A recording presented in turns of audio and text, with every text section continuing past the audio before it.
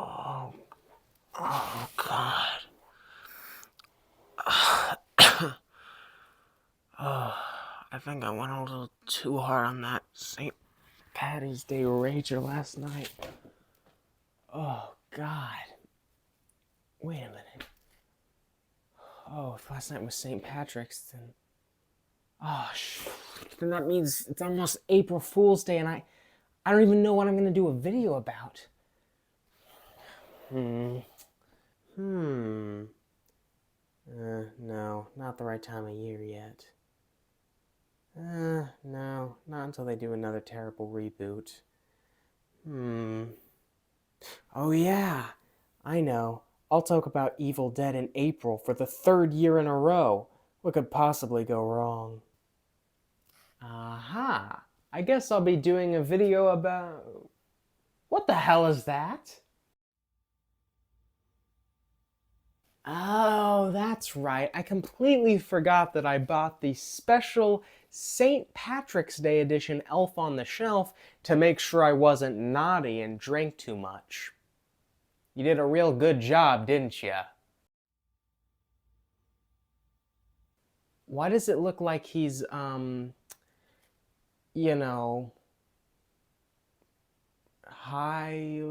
Actually, it's an Irish salute, you libtard.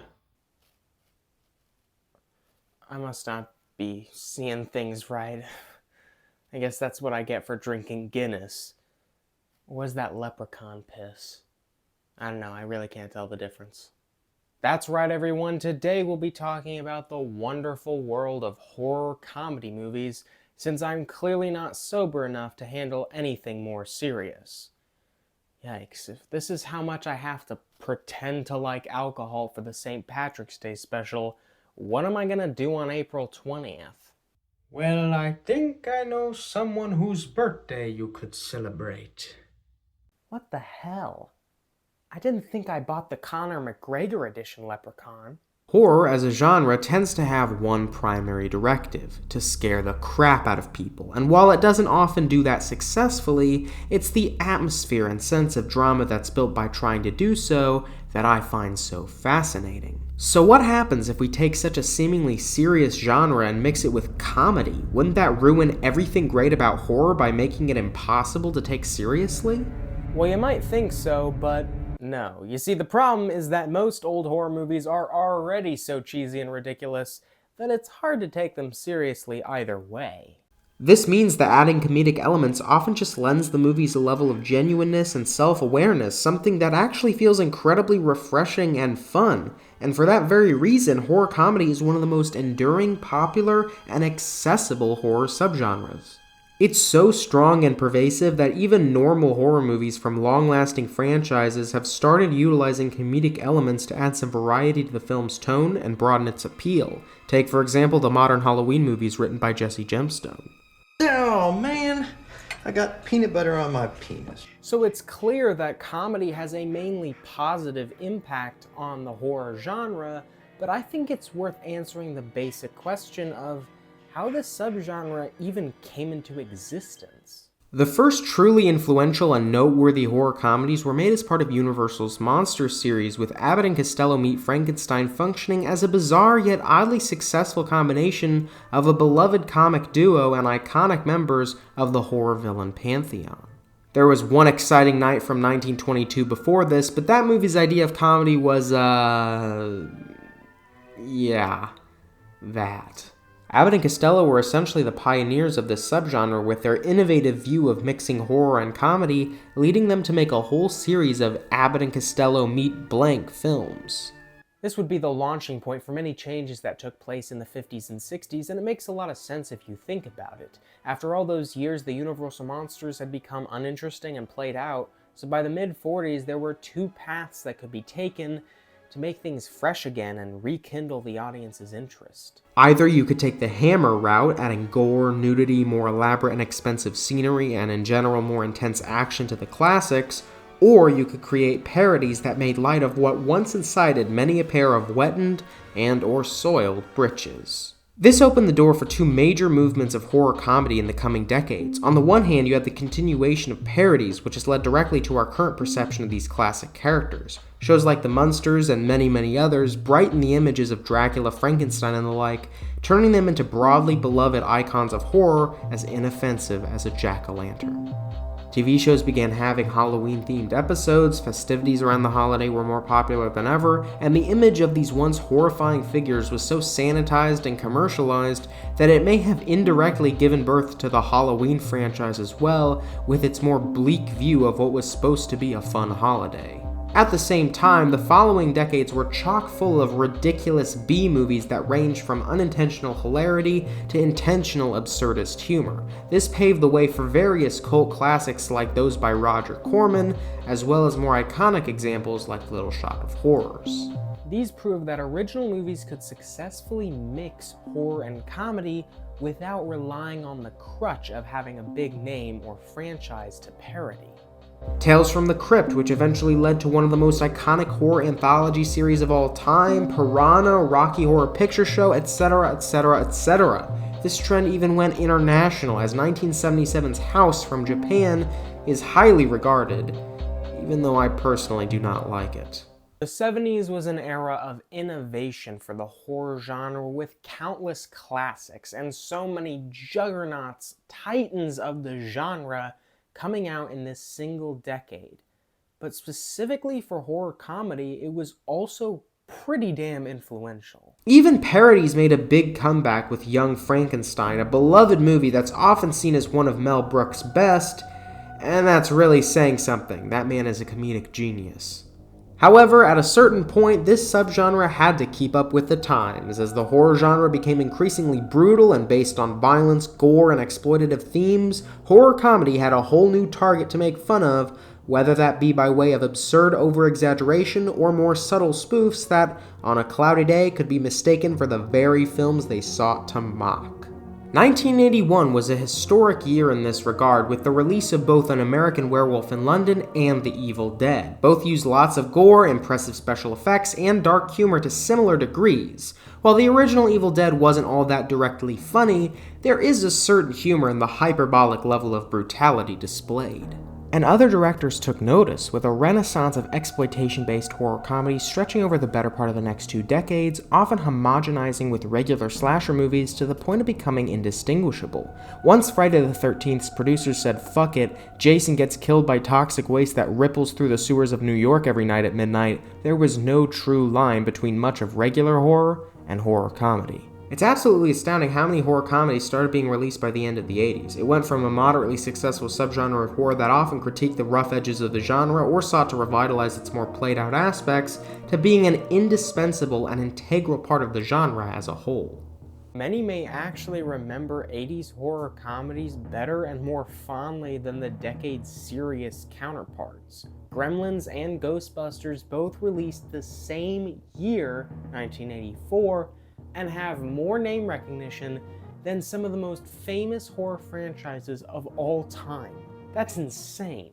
One especially noticeable trend among 1980s horror comedies is the focus on evocative names. Slumber Party Massacre, Bloodbath at the House of Death, Chopping Mall, oh that's a good one, Killer Party, Slaughter High, Blood Diner, and so on and so forth. I mean, do you notice a trend? Some of these were trying to make bank off of the exploitation craze by upping the ante even further, and some of them were legitimately critiquing and mocking this trend, while also probably simultaneously making a lot of money off of people who thought they were actual exploitation films, but I digress. And while many of these are quite fun and enjoyable, one stood out as a truly special landmark title that deserved to stand side by side with other famous horror films, Evil Dead 2. Now, typically a sequel, let alone a horror sequel, would be lucky to merely reach the same level as its predecessor, but in this case, it went much, much further. Evil Dead 2 is legitimately one of the funniest movies ever in my opinion, with so much creativity bursting at the seams. There are other horror comedies from this time period that left a lasting impression as well, with Beetlejuice and Elvira being characters that just about everyone is at least aware of, but Evil Dead 2 was the standard, the shining example of how to do a horror comedy right, with which every other following attempt was to be compared. Its influence is incredibly transparent as it not only spawned further sequels in the Evil Dead franchise, but its over-the-top use of gore and incredible special effects clearly inspire the likes of Fright Night, Brain Dead, and... Leprechaun? No, come on! I've already exhaustively talked about all of those goddamn movies. Can we please move on?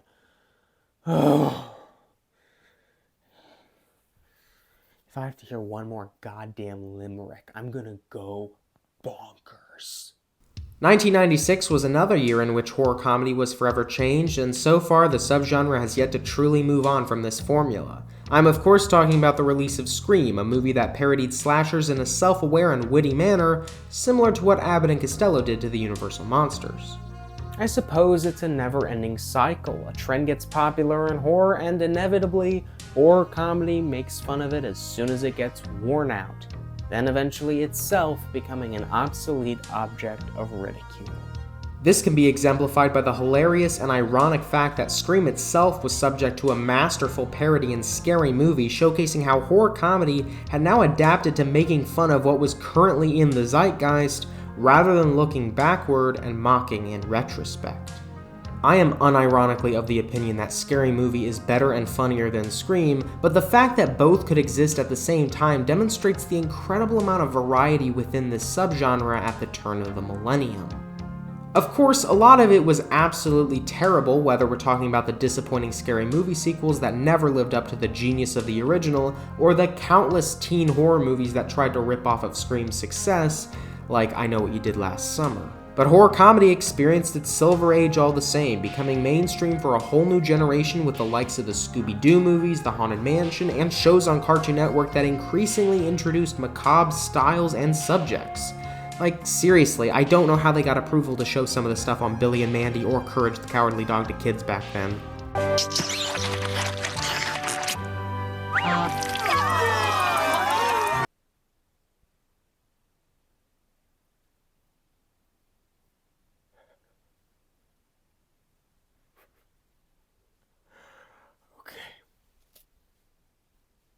That's it, man. I'm done.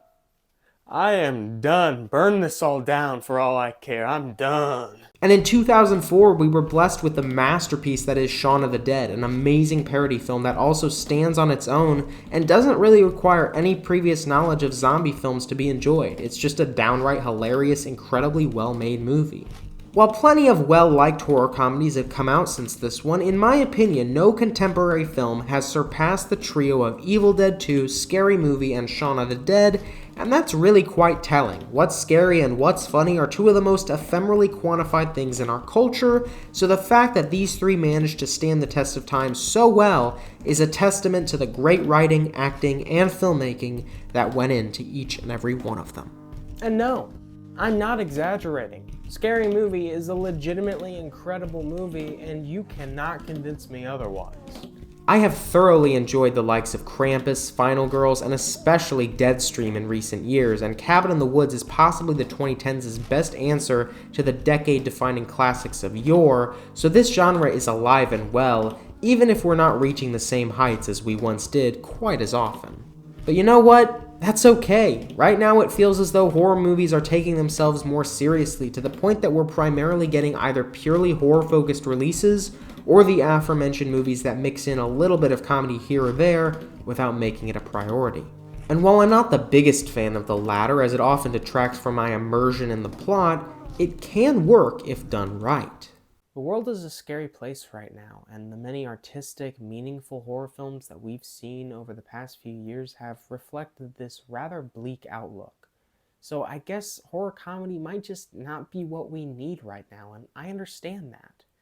But I do still yearn for the days of wit and humor that made up so many classics, and when the time is right, I would love to see a group of talented, funny writers taking a crack and a jab at all the absurd and strange horror movie trends that we've been seeing over the past few years.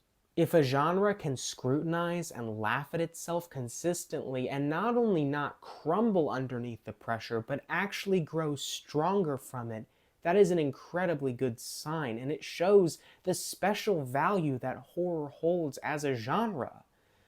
And I've actually heard that they are making a new scary movie, and while I'm usually not a fan of reboots, I am cautiously optimistic about this one, to be perfectly honest. With that being said, what are your favorite horror comedies? I'd love to know. And this has been Terror Time, so keep on terrifying till time tends to terminate. Thank you for watching, and goodbye.